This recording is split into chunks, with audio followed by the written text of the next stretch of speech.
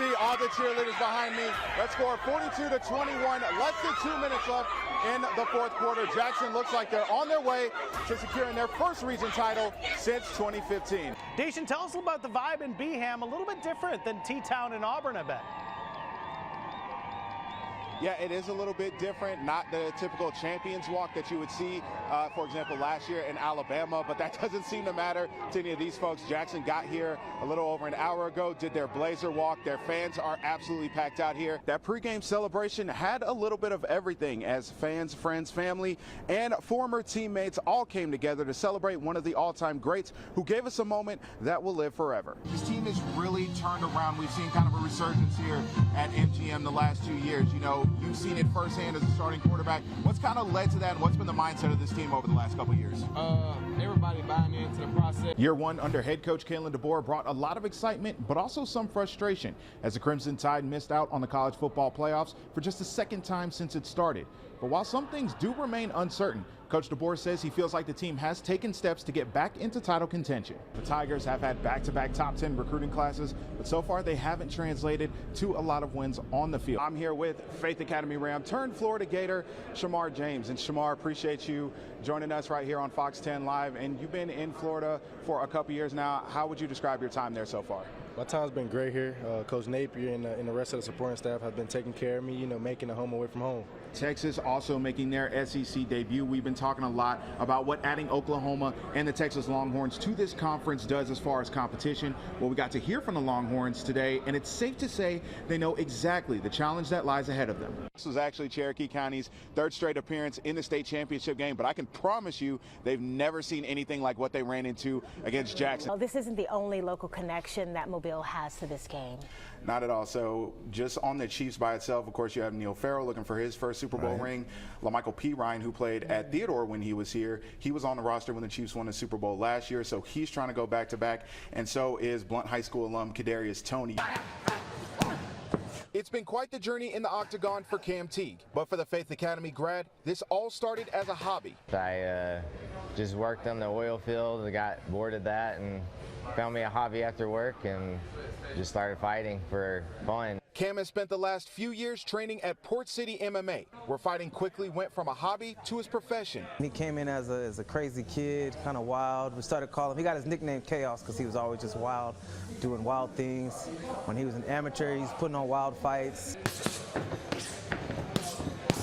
All those wild fights paid off. Cam officially turned pro about 1.5 years ago and already has a 7-0 record with 2 submissions and 4 knockouts.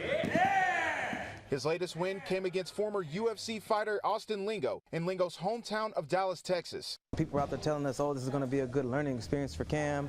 And Cam went out there and put him away in his hometown. That's what I always try to do. I always say I come to finish or get finished trying. So I hate it when it goes to the judges, and the way I fight really shows it.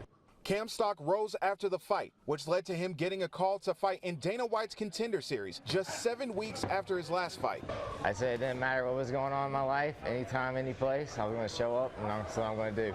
And I'm going to go out there and prove that I am one of the best fighters in the world. For the last several weeks, he's been training non-stop to face 13-1 Kevin Vallejos. And if all goes well, he could be on his way to a UFC contract. This is what I've been working for since I started fighting, and I'm almost there. It would make me feel happy for my grandfather who got me into this sport, and he's no longer here. So to be able to get to that next stage, the next level that we always used to watch, it would mean the world to me. Weather couldn't stop the party or the parade.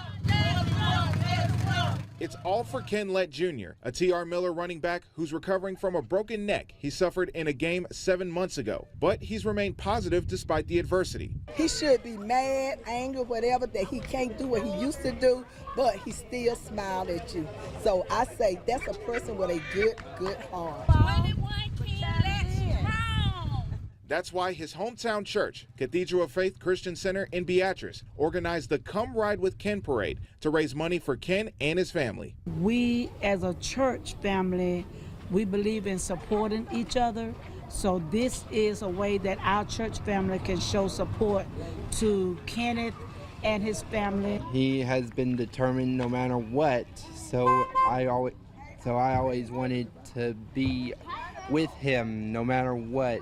Ken led the way while his family and friends, along with members of the community, rode behind him through the streets of Beatrice on golf carts, four-wheelers, and even on horseback. We have just been overwhelmed with the amount of love and support that continue to come in for our son. So we're thankful, we're grateful, glad to see everybody out today. It was an awesome time. Had a good time. I'm grateful for everybody doing this for me. It was a big event, and I loved it. Along the route, parade goers shared words of support and even donated to help with transportation costs from Bruton to Mobile for Ken's physical therapy. Seeing how far he's come since his injury has become an inspiration for some. As you see on some of his t-shirts, it said never let up, and that is his attitude. It means that no matter what kind of obstacles or circumstances that he faces or I faces, we will never let up because we have a faith in God that is always sovereign. Real smooth. Oh, reverse, reverse. Ken still has a long way to go, but he is determined to make a full recovery. He and his family say with the support of his loved ones, he'll get there before you know it. It just means so much to know that people are still on the journey with us, that they're still praying for us, still encouraging us. It's awesome. As long as this smile keeps coming, we're good. I'm just fighting, keep pushing. I'm trusting in the Lord.